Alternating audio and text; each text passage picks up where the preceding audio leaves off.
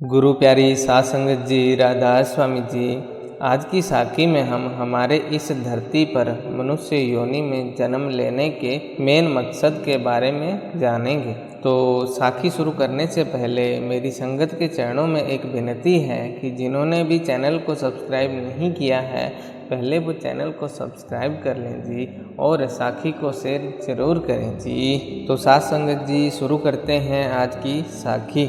बाबा जी फरमाते हैं कि जब हम सुबह उठते हैं तो हमें सब पता होता है कि हमें कहाँ जाना है, क्या करना है। घर से जब हम निकलते हैं तो कदम बाहर निकलने से पहले ही पता होता है कि हमें कहाँ जाना है, खेत में जाना है, दुकान में जाना है या ऑफिस में जाना है। हमें हमारी मंजिल का पहले ही पता होता है। उसी प्रकार हमें यह भी पता होना चाहिए कि ये जो हमें मनुष्य योनि में जन्म मिला है, यह क्यों मिला है, इसका क्या मकसद है।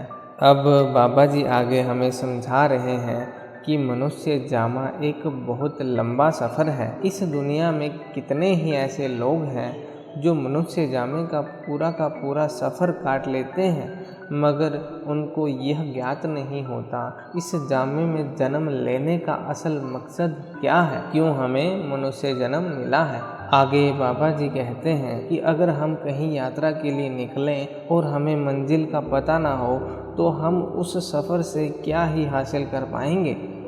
जितने भी आज तक संत महात्मा हुए हैं, सबका एक ही कहना है कि जो हमारी आत्मा है वो उस कुल मालिक परम पिता परमात्मा का ही एक अंश है, और जब तक ये उसमें जाकर समाएगी नहीं तब तक ये तड़पती रहेगी और इस 84 के जेल खाने में भटकती रहेगी, और तब तक भटकती रहेगी जब तक कि वो अपने मूल स्रोत यानी कि जहाँ से वो निकली है वहीं पर जाकर ना समा जाए, उस कुल मालिक के पास ना पहुँच जाए।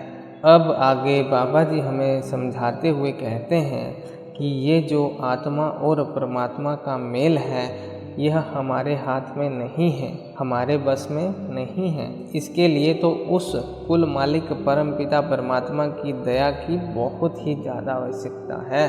और उस परम पिता परमात्मा की दया मेहर कुछ इस प्रकार जीव पर होती है कि वो जीव को किसी संत सतगुरु की संगत में भेज देता है, और फिर वो संत सतगुरु उसे परमात्मा के बारे में ज्ञान देते हैं, उसे सही रास्ता बताते हैं और सही युक्ति बताकर परमपिता परमात्मा के रास्ते में लगा देते हैं। आगे बाबा जी हमें बड़े ही खोल कर समझा रहे हैं कि संत सतगुरु की बताई हुई युक्ति यानी कि उस नाम रूपी शब्द का निरंतर अभ्यास करने से मन में जो मैल है वो धुल जाता है।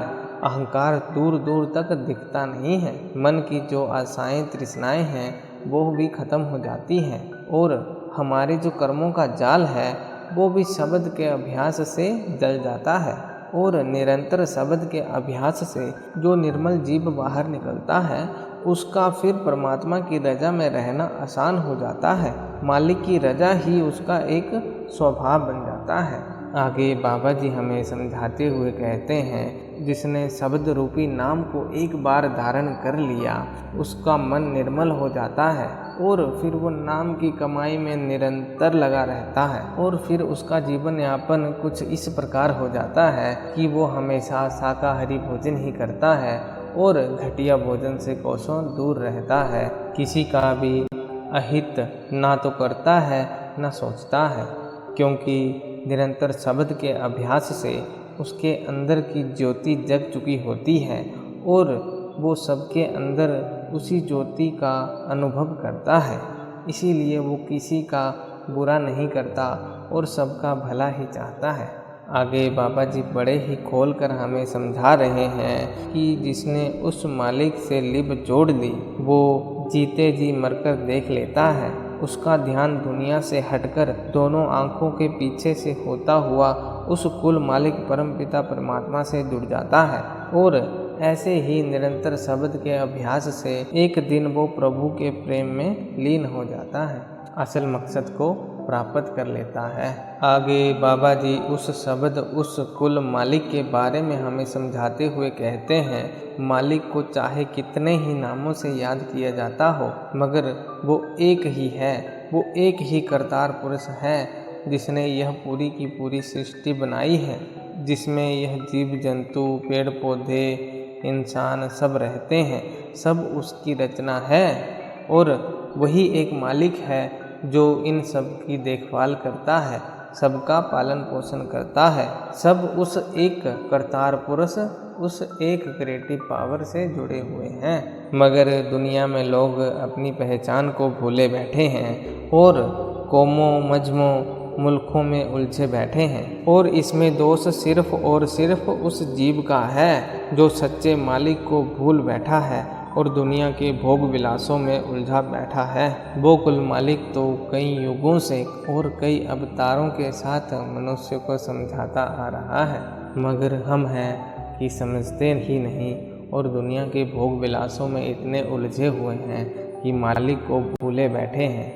अब आगे बाबा जी गुरु की शिक्षा का पालन करने की हिदायत देते हुए समझाते हैं कि जिस जीव ने गुरु की आज्ञा का पालन किया और गुरु के कहे अनुसार अपना जीवन यापन किया और नित नियम भजन बंदगी की, तो वो जीव आवागमन के चक्रों से मुक्त हो जाता है, इस 84 के जेल खाने से छुटकारा पा लेता है। अंत में बाबा जी हमें समझाते हुए कहते हैं कि हमें अपने संत सतगुरु के कहे अनुसार ही अपना जीवन यापन करना है और अपने संत सतगुरु के उपदेशों का पूरा और पूरा फायदा उठाकर मालिक को हासिल करना है।